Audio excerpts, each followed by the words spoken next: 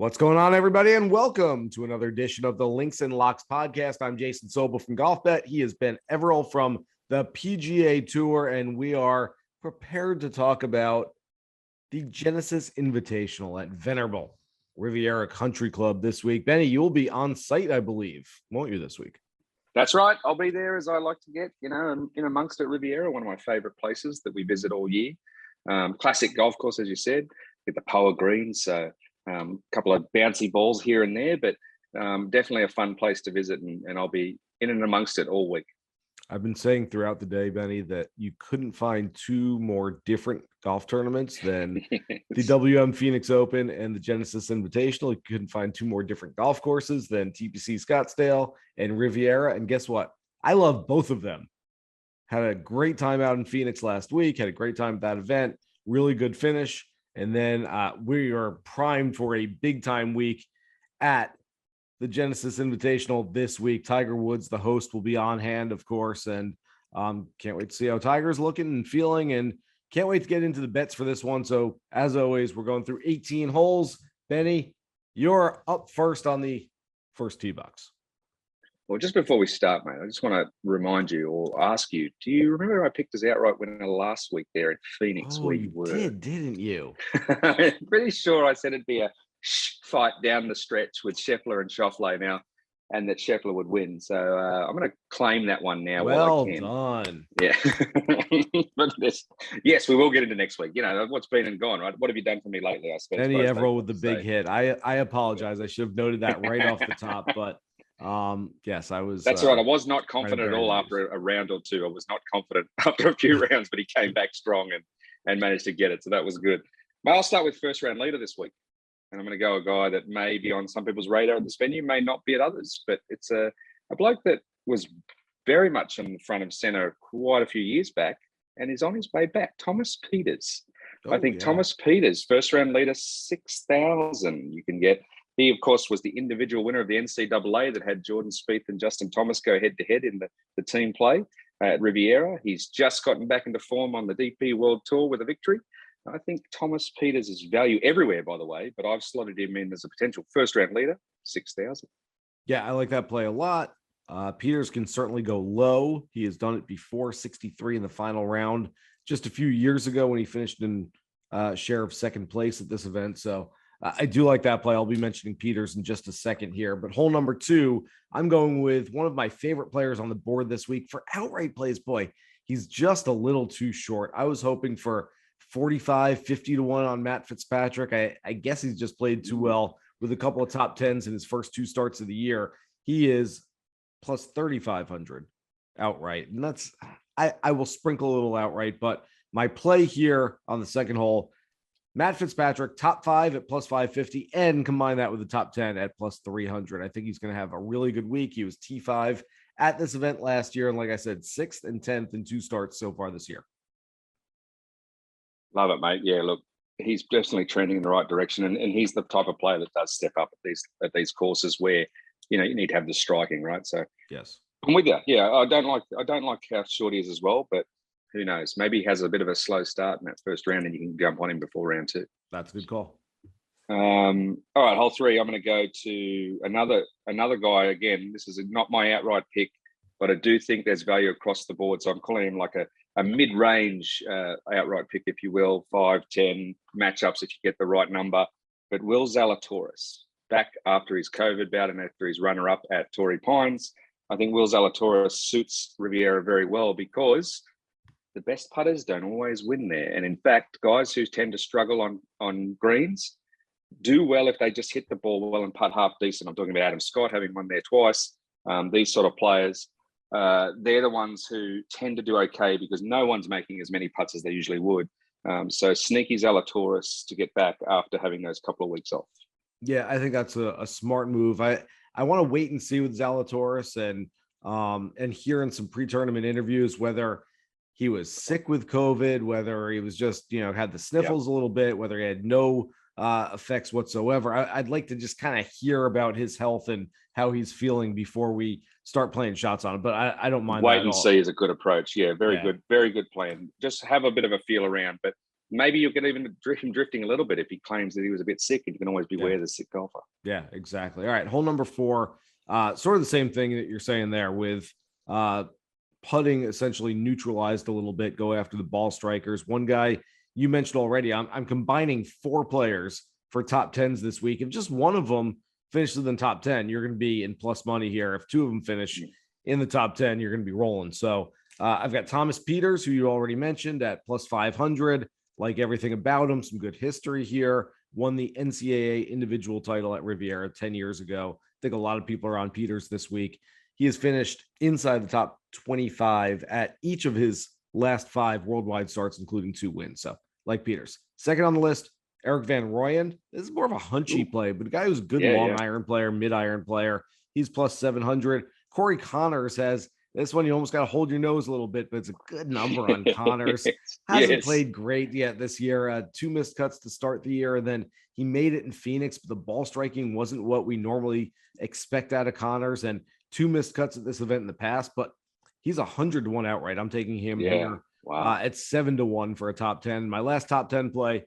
And Benny, I know you're going to mention this at some point. I may have stolen this from you in last week's podcast, but I was going with it anyway. The entire world's on him this week. Francesco Molinari, top 10 at plus 1,000. That's a huge number for a member at Riv. Come on. I know you're taking that too. Yeah, mate, you're 100%. In fact, it can lead me straight into my next one if you like. But one of my long shots this week is Francesco Molinari, 150-1. You can get him. And I'm saying, look, he might not win this thing, but he can. He absolutely can. He plays there more often than not. We did sort of speak about this, I think, on Twitter Spaces when I explained that when I played at the media day a few weeks back and got one of the local caddies, he was telling me he would put his entire house on a top 10 for Francesco Molinari at Riviera. He often caddies for him as they practice. He says he should just sleep his way into a top 10. So that number is 100% ridiculous. Absolutely. Look, have a crack all day long. For me, as I said, I'd marked him down as a long shot, so I'm going to keep it there, but go through all of them. 40, 20, 10, 5, and just put a little bit on the win if you want. 100%. Let's go with Frankie Molinari. Yeah, I feel the same way about this next guy for hole number 6. We just saw him play some of his best golf. I had been on him for the early part of the California swing. I was off him last week. This is where I was looking to jump back on at Riviera because this is where he made his PGA Tour debut as an amateur 5 years ago when he was still at Pepperdine. But all of a sudden, Sahith Theegala goes and plays the best golf of his life last week at the WM Phoenix Open. Sahith, you're killing me, man. I love everything about this guy. Brings some energy, brings some swagger to the proceedings, and just did it a week too early for me. Hopefully he can replicate that. I'm going to be a little cautious, taking for a top 20 at plus 350. Still some decent numbers on Theegala, even after playing really well. It's almost as if the books don't trust that he is a rising star, but trust us, he is. He's a really, really talented player. He's going to be up there for a while. Yeah, 1,000,000%. He is amazing. The only issue I have with him is if he backs up from the emotional roller coaster he had on Sunday in the first round. Yeah. I am certain he will play well once he gets rolling. I worry, if anything, just slightly that first round emotional back into it. But so young, so resilient, proven it before. And Jason, you're 100% right when you say he's a star in the making. He will be contending many more weeks this year, and this week could easily be one of them. So I don't mind that at all, mate. Really well done. Let's go. All right, I'll tighten in a bit, and I'll go to a top 10 play myself. Mm-hmm. I like a guy who had another close call last week. Led the field in greens in reg and strokes gained tee to green there in Phoenix. But in the end, finished third or a tie for third. And that's Xander Schauffele, plus 200 for a top 10. 4 out of 4 at Riv, all top 25s. His sort of course again that he could, get away with if he keeps the striking going. He's surely got to be fuming at the moment from having close calls and not getting it done. Got the chip on his shoulder. Big field with all the top 10, etc. in the world there. He'll be wanting to prove himself. I think he'll have a decent week again. So I'm looking at Xander to keep his roll going. Boy, if he could have just kept the ball out of the water last week, I mean, he would have won this thing by 3 or 4 shots. It's really close for Xander. I agree. I think it's going to happen. It feels like he looks like a guy that hasn't been able to win and get over the hump and win, but he's been a winner in the past. He's been a closer in the past. Just It's been a while now, other than that Olympic gold medal last Yep. summer. So I do think it's going to happen. All right, 8th hole. I've been doing pretty well on these long shot top 40 plays, Benny. I get it. Yeah. We can sit here and go, I like John Rahm for a top 40. Yeah, no kidding. It's not going to pay that well. You're laying a lot of juice there. But just picking some random guys last week on the podcast, I took Cameron Young before Cameron Young was even in the field. I said, if this guy gets in, I think he was first alternate at the time. I liked him for a top 40. I think he finished 26th. So that was a decent play. And I'm going with another guy that I believe I've taken him one other time for top 40 as well here on the pod, and it paid off. But David Lipsky is a good player from the West Coast who's a solid ball striker. He's won on seemingly every tour around the world, the DP World Tour, the Korn Ferry, the Asian Tour. So he's a guy that knows how to play well down the stretch. I don't need much from him. Picking him for a top 40. Remember, only 120 players in this field. He's got to finish in the top 33%. I don't think that's asking too much for a guy who, like I said, is a good iron player. Plus 275. Really like that number on him. Yeah, mate, there's quite a few top 40 plays that you can go, right? But the problem is, as you said, with a stacked field, you've got a lot of minus numbers, right? You might have to take one this week because of how good the players are. But you've picked a good one in the plus category there. Can't fault you.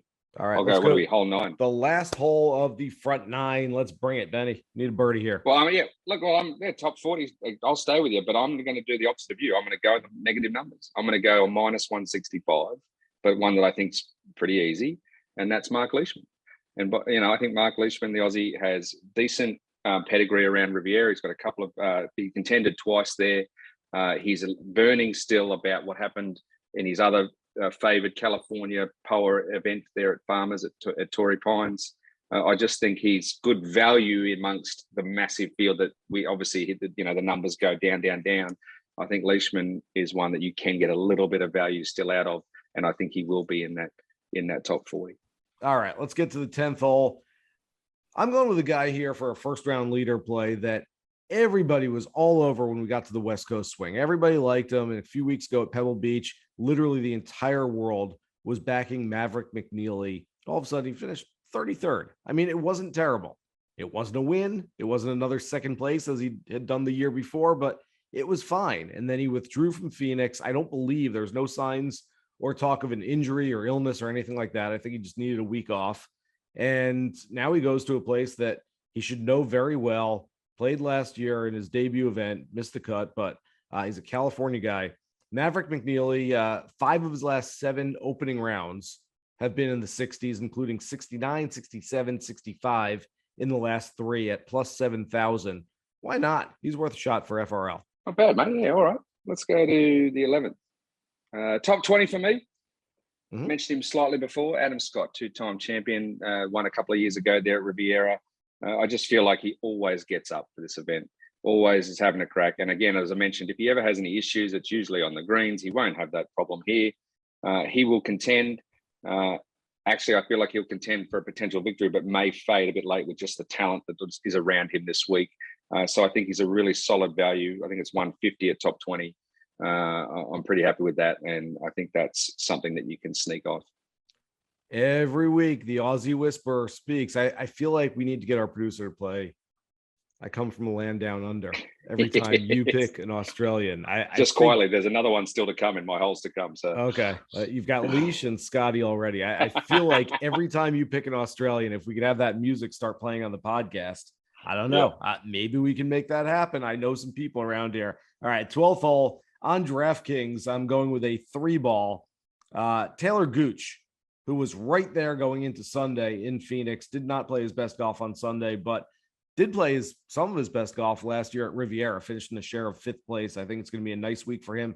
He's got a great combination of ball striking numbers and good numbers around the greens. I believe he's 6th on the PGA Tour in strokes gained around the green so far this season. I'm taking him at plus 180 over Russell Henley and Sungjae Im this week.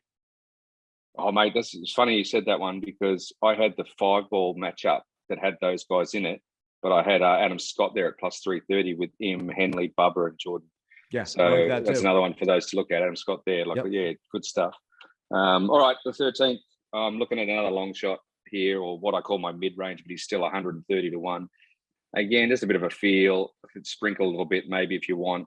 Harold Varner III coming off that victory overseas and not necessarily backing up that great last week, but that's to be expected. Of course, he'd had a huge win. People might not remember, or they may remember, that he was potentially going to win this tournament a few years ago before absolutely topping one off the 10th tee, which was an absolute shocker. One of the worst shots you'll ever see in professional golf. But at least he was able to laugh about it. He fell away that week. He does play, or does have some pedigree at the course, can play well at Riviera. I think 130 is enough to sprinkle just a little bit on in case he gets hot, given the form he's in. Yeah, hopefully that confidence carried over from the Saudi International a couple of weeks ago. All right, you mentioned those DraftKings groups, Benny. Hole 14, I'm going with one of these 5-man groups, and I'm picking out Joaquin Niemann at plus 350 to beat Seamus Power, Jason Kokrak, Kevin Na, and Abraham Answer. None of those guys in great form. Well, Power's in pretty good form, but I do think Niemann's being overlooked and undervalued a little bit in the marketplace. I get it. He does not have a great record at Riv in 2 previous starts. Guess what? He didn't have a great record, 3 previous starts, excuse me. Nothing inside the top 40, but he didn't have a great record at Torrey Pines either and finished in a share of 6th place just a few weeks ago. I see a similar correlation to that scenario this week in Los Angeles, where I think he can step it up and have a really good week. Still a young 20-something where he's getting that experience and still learning on a seemingly weekly basis. So I think Niemann is primed for a big week this week. I like him for top 10s as well. Yeah, mate, I don't know which one, but here you go. I'll say it now. I think Niemann will contend heavily in a major championship for the players this year. I think he's on the rise, ready to rumble. And look, believe it or not, he loves that it's a President's Cup year. He's right into it. And I know he wants to show form going into that. He's pumped for a big season. So I do think you'll see some Niemann star rising at some point in something big. And that could be this week. This is a big elevated event. So I love it. All right. 15. All right. I said I'd go back to one more Aussie. My top 5 plays, Cameron Smith, the mullet. He's 400 for a top 5. He's had 2 top 10s at Riviera. He adores the place. It's one of the places he desperately wants to win at. He's fired up to do well there. Again, he's against the top players in the world. That's when he gets the chip on his shoulder and decides to turn up and play, especially when people talk up a guy like Justin Thomas, who he really loves to beat. So, I've got Cameron Smith to contend hard this week at Riviera. I really hope we're playing some Men at Work in the background for all of these picks. I haven't spoken to Smitty this week, so I haven't had a real good feel for how he's feeling, but I just know that he's burning from not getting it done, having a good start over there in the desert, and Riviera is his favorite joint. So expecting big things.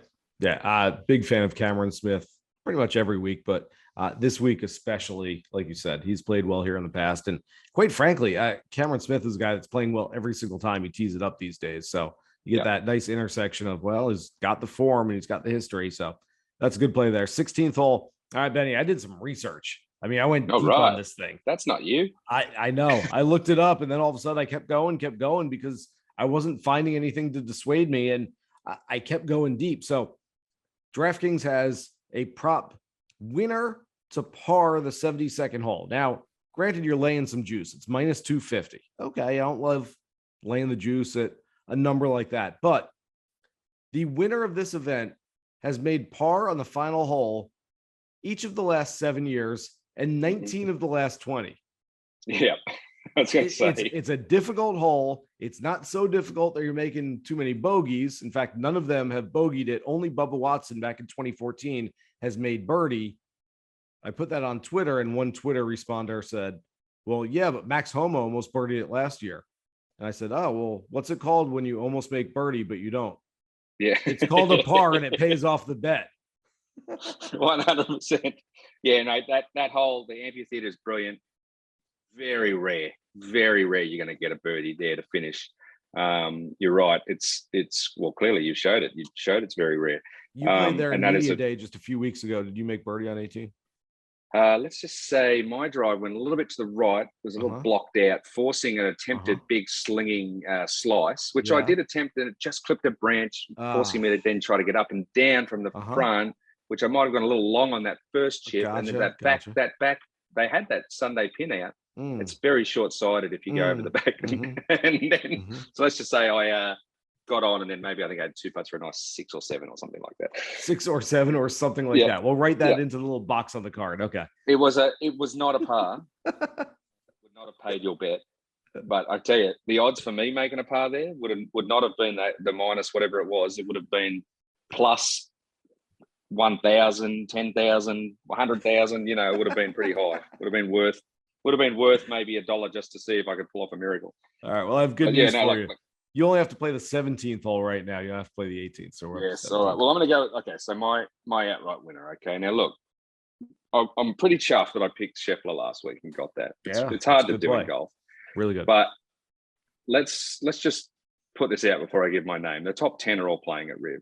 We could go, you know, the old casino, the wheel, you know, the wheel of fortune at the casino where you just, all you have to do is spin it and then pick a number and see what you get. Honestly, it's a bit like that when you're looking at these top 10 players. And so anyone who I haven't said, whether it's, you know, Rahm, Thomas, DJ, Rory, all these guys, if you think that they're worth some value, I'm not going to talk you out of any of them, really. But the guy I'm going to jump on is Viktor Hovland. Now, Viktor is 2,500, I think I saw. He had a T5 there the last time he played. He's obviously just done well in the desert and won. He didn't play well last week again. That's okay. Different story, different course. He strikes it well. He's going to be accurate. He doesn't need to putt at his absolute best to contend. And I think of all the value, if you're looking at that we might find amongst those top stars, I like his the best at the moment. I think that 25 is a good number, and I've seen a little higher in some places and as low as 22, I think. So I just think that the value is there with him. Tremendous value on a top 5 player in the world who, before he missed the cut last week in Phoenix, we're talking about him like, wow, he should be amongst the favorites every single week. I mean, if he had played anything close to decent in Phoenix last week, my guess is he'd be closer to 15-1, maybe even 12-1 this week instead of 25-1. So yes, I agree. There's a ton of value. I'm going to go the complete opposite way with my favorite outright. I'm going to go with the guy who was in contention, in fact, lost in a playoff to Benny's guy, Scheffler, last week. And it just, at some point, I love picking outrights that have a big number next to their name. I love picking guys that maybe nobody else is on. At some point, you just look at a name and you go, it just makes too much sense. And I know that it's a shorter price, and I know that there's not a ton of value there necessarily, but Patrick Cantlay is playing such good golf right now. And quite frankly, I don't think he's played his best golf, and I think he can play better. He's a Los Angeles native. This should be right up his alley. Tends to play well on this golf course as he has in the past. Plus 1,000 is a little hard to swallow because I think there are some really good numbers out there for some big name players. But look, I got to do what I think, and I got to do what I think is right here with my outright and Patrick Cantlay. I see him holding the trophy at the end of this week, very much like hometown favorite Max Homa last year. Well, mate, I'll say this. I got down to 2 names, and that was the other one. So when it came down, and only thing that swayed me was the value change. Like, I do think Cantlay is an absolutely solid pick. I think he's due for a victory, clearly. He doesn't usually tire like some guys do when they're in contention and don't close, a few weeks in a row. He is a machine. He will not be phased by the loss in a negative way. He will just, he surprised me last week, to be honest, because I don't expect him to play well in front of those crowds. This week, he will, UCLA guy, he'll be ready. The only thing that stopped me saying him as well was that 1,000. But hey, if you're going to win some money, guaranteed, versus no money, right? Like, just take the shot. As I said, that top 10, those guys in the top 10, you'd be happy to take them all, really. I mean, we could probably find a reason not to if we really tried, but you could find many reasons to take them. So I list a fade each week in my preview column at GolfBet, and I had a tough time this week, Benny. Usually there's one of the favorites where I say, for whatever reason, I don't like him. I listed Russell Henley as a fade this week. And I was going to say, where did you go? Because I like Russell every week. I mean, this isn't a personal attack on Russell Henley. He hasn't played well at Riviera, and there's been a decent sample size there. So I said to fade Russell Henley, but really I had to go down to 45-1 before I could find somebody that I didn't look at and say, yeah, he can definitely win this week. I mean, there are just a ton of players out there that can win. It's going to make for a really good tournament. Can't wait to watch this whole thing. Thanks to Benny Everill from the PGA Tour. I'm Jason Sobel from GolfBet. Remember, You can find the Links and Locks podcast everywhere you found your favorite podcast. You can download, subscribe, rate us, and of course, listen every single week. Good luck with all your bets for this week's Genesis Invitational. Here's hoping you hit the green.